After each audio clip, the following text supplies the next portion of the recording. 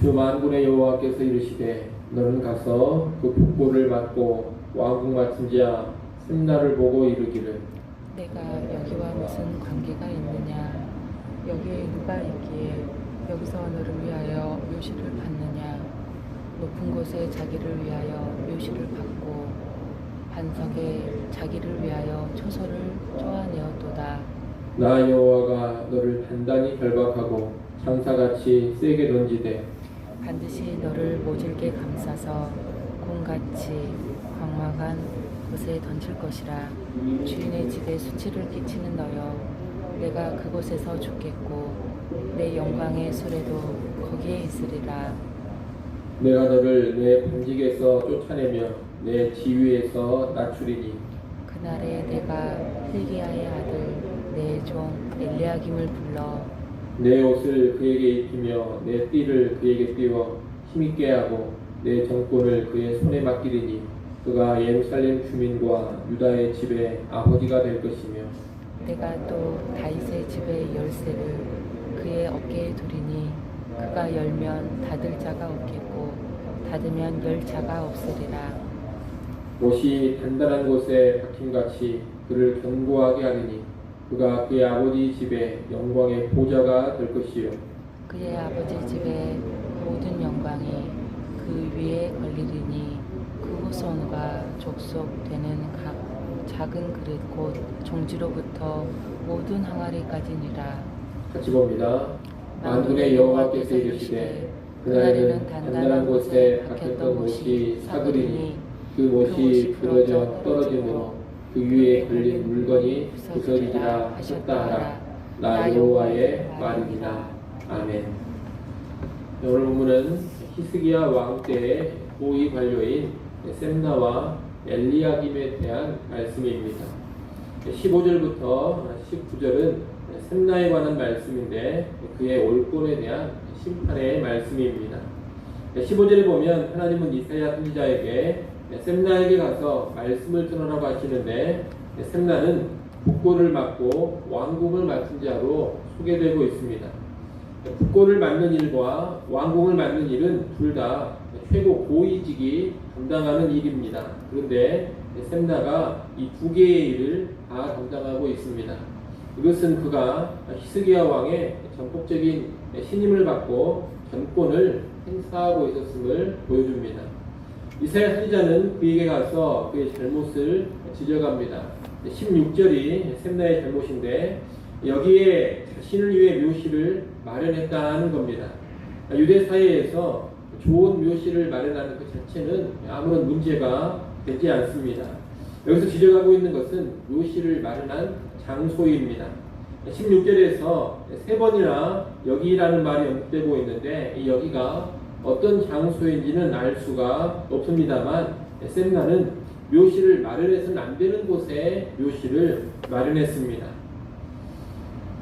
자기의 강한 권력을 이용해서 아마 어떤 원칙을 깨뜨려 버리고 잘못대로 묘시를 만든 것으로 보입니다. 한마디로 자기가 가지고 있는 권력을 남용한 것입니다. 권력을 남용한 이 셈나에게 심판이 내려집니다. 17절, 18절에 보면 여호와께서 셈나를 단단히 결박해서 내던져 버리시고 셈나는 봄같이 광막한 곳에 던져져서 거기에서 죽으리라고 합니다. 18절에서 말하는 광막한 곳은 넓은 평야지대의 자리한 아수르 제국을 암시하는 것으로 볼 수가 있겠습니다. 이 셈나는 자기가 원하는 좋은 곳에 암벽을 파서 묘실을 만들었습니다.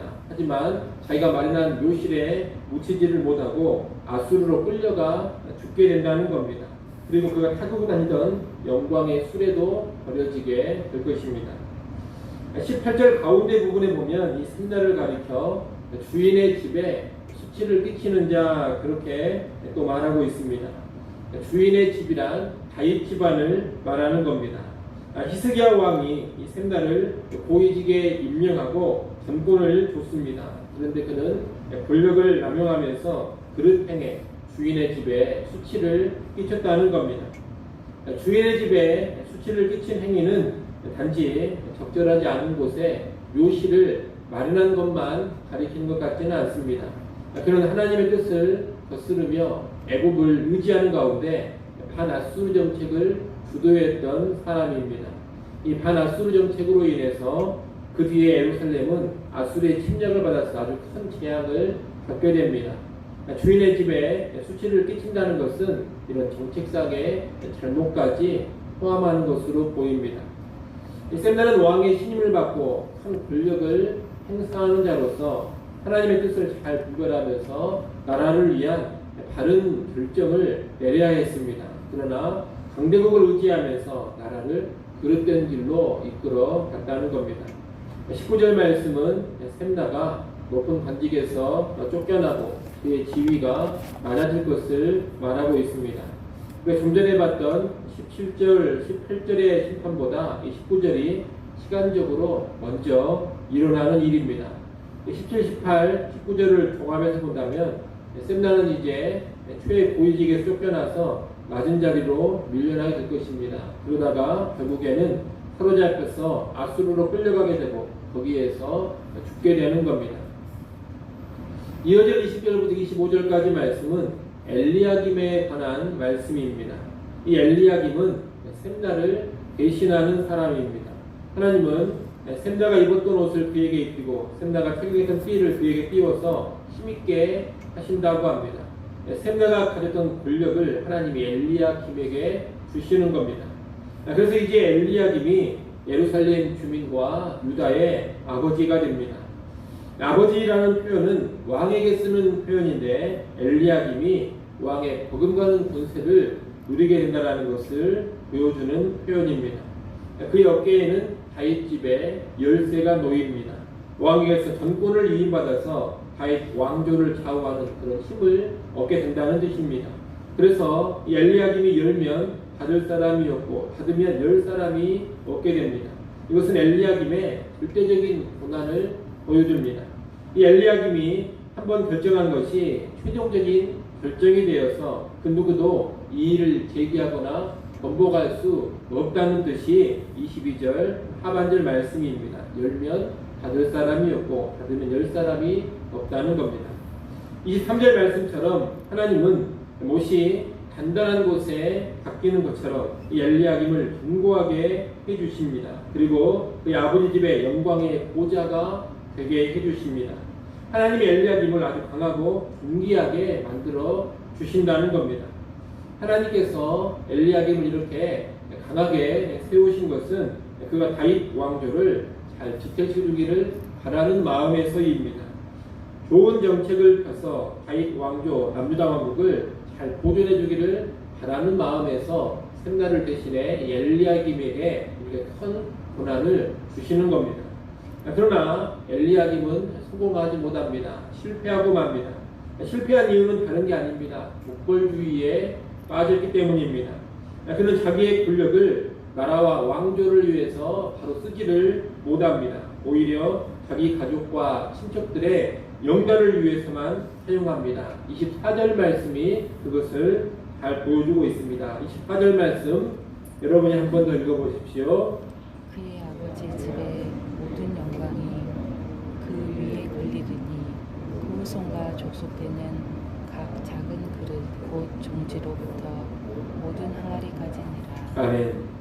이 말씀은 엘리야김 집안의 모든 사람들이 다 그에게 의존해서 출세하려고 했다는 뜻입니다. 수많은 집안 사람들이 그에게 달라들어서 한 자리 차지하려고 했고 그 요구를 다 들어줬습니다. 결국 그런 불의와 부정으로 인해서 엘리야김이 몰락하고 마는 겁니다. 박힌 못에 너무 무거운 것이 걸리면 그 무게를 견디지 못하고 부러져 떨어져 버립니다. 마치 그처럼 엘리야김은 집안 사람들의 불의의 무게에 눌려서 파멸하고 만다는 겁니다. 우리는 오늘 본문에 이 셈나와 엘리야김에 관한 말씀을 보면서 권력은 하나님이 허락하시고 그 권력을 반드시 바르게 사용해야 한다는 것을 배우게 됩니다. 셈나는 자신을 위해 권력을 남용했습니다. 또 하나님의 뜻을 분별하며 바른 정책을 펴지 못하고 오히려 하나님의 뜻을 거스르는 정책, 강대국 애굽을 의지하는 반아수르 정책을 펼쳐나갔습니다. 그러다가 비참한 최후를 맞이하게 된 겁니다. 엘리야김 역시 거대한 권력을 부여받습니다만 그저 자기 집안의 영광이나 추구하다가 올라가고 맙니다. 그들은 다 하나님의 은혜로 권력을 얻었지만 그 권력을 잘못 써서 심판에 떨어지고 만 겁니다. 우리는 이 모습을 보면서 우리가 받은 힘과 권력을 바르게 사용해야 함을 배웁니다. 여러분, 크든 작든 모든 힘과 권력은 누구로부터 오는 것이냐? 여호와 하나님께로부터 오는 것입니다. 그 힘과 권력을 하나님이 주셨기 때문에 하나님의 뜻대로 잘 써야 합니다. 힘과 권력이 있을 때 특별히 주의할 것은 세 가지입니다. 첫째, 권력을 남용하면서 자기 이익을 추구하지 않아야 합니다. 셈나의 묘실 마련과 같은 그런 잘못을 저지르지 않아야 한다는 겁니다. 둘째로, 자기 가족이나 자기 집안 사람만 챙기는데 주어진 권력을 사용하지 않아야 합니다.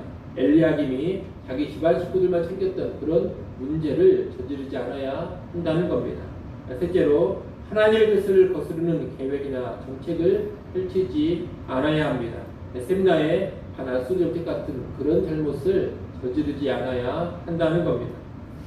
이런 세 가지 잘못을 우리가 오늘 본문을 통해서 잘 경계해야 할 것입니다. 만약 그런 모습으로 나간다면 하나님의 심판을 피할 수가 없는 겁니다.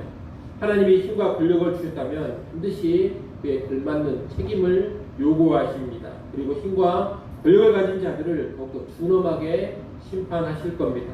이걸 잘 기억하시고 교회 안에서든 교회 밖에서든 어떠한 모양으로든지 힘과 권력을 가지게 된다면 잘 사용하시기를 바랍니다.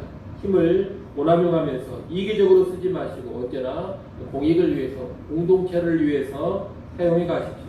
그리고 하나님의 영광과 하나님의 나라를 위해서만 힘과 권력을 사용해 가십시오. 아울러 힘과 권력을 가진 사람들이 그 힘과 권력을 바르게 사용할 수 있도록 그들을 위해서도 간절히 기도해 주시기를 바랍니다. 아무쪼록 작은 것이라도 어떤 힘이나 권력을 가진다면 잘 사용하시고 또 주변의 나라에 권력 가진 사람들을 위해서 늘 기도해 주는 우리 모두가 될 수 있기를 간절히 소원합니다. 기도하겠습니다.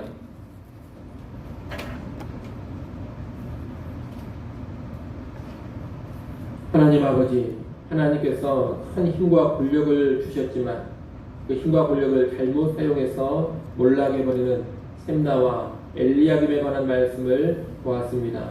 오늘 우리에게도 크든지 작든지 힘과 권력이 주어진다면 더 크게 경계할 줄 알게 하시고 그 힘과 권력을 바르게 사용해 가게 하여 주시옵소서. 특별히 아버지 하나님, 나라의 권력 가진 자들을 기억하여 주시고 그들 붙잡아 주시기를 간절히 소원합니다.